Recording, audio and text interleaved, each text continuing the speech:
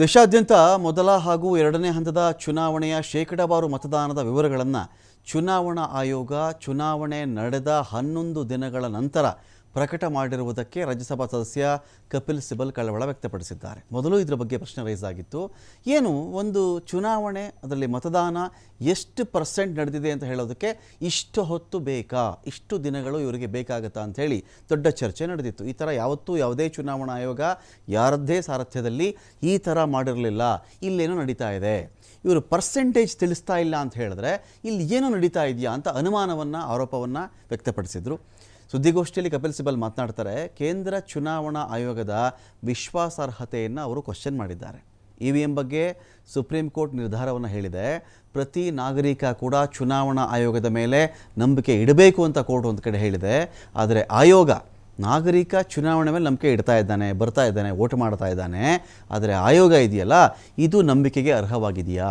ಮೊದಲ ಹಂತದ ಮತದಾನ ನಡೆದು 11 ದಿನಗಳಾದ ಮೇಲೆ ಇವರು ಈಗ ಶೇಕಡಾವಾರು ಅಂಕಿಅಂಶ ಪ್ರಕಟಿಸ್ತಾರೆ ಅಂತ ಹೇಳಿದ್ರೆ ಈ 11 ದಿನಗಳ ಒಳಗಡೆ ಏನು ನಡೆದಿದೆ ಇಲ್ಲಿ? ಅಷ್ಟೊಂದು ಕಷ್ಟ ಇದೆಯಾ ಇದು?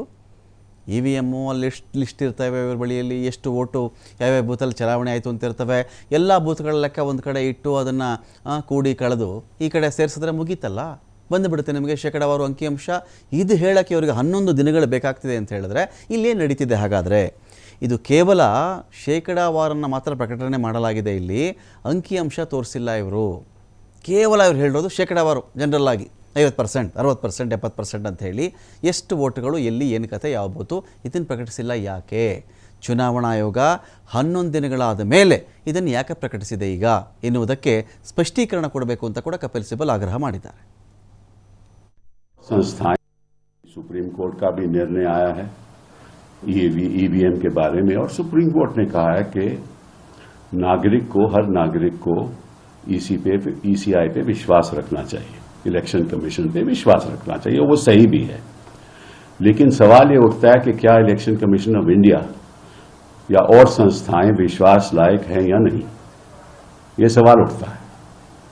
अभी क्या हो रहा है कि पहले चरण के बाद जो नतीजे इलेक्शन कमीशन की वेबसाइट पे आए हैं कि कितनी % वोट हुई, वो 11 दिन के बाद आए हैं.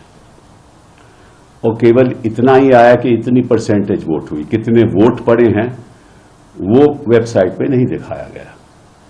इसका कारण क्या है ये मैं नहीं जानता. और कुछ लोग कहते हैं कि इसमें कोई आपको विश्वास रखना चाहिए कि ये जो कहा गया है वो सही है. हम विश्वास रखेंगे, लेकिन इतना जरूरी है कि इलेक्शन कमीशन को एक प्रेस कॉन्फ्रेंस के द्वारा ये बताना चाहिए कि 11 दिन क्यों लग गए. क्योंकि मैंने कई पूर्व इलेक्शन कमिश्नर से बात की है. उन्होंने कहा है कि हम जब इलेक्शन कमीशन में थे तो तुरंत या तो उसी शाम को या अगले दिन सुबह वेबसाइट पे नतीजे आ जाते थे कि कितने लोगों ने वोट किया है. तो 11 दिन क्यों लगे? अब जब ये संदेह पैदा होता है तो निश्चित रूप से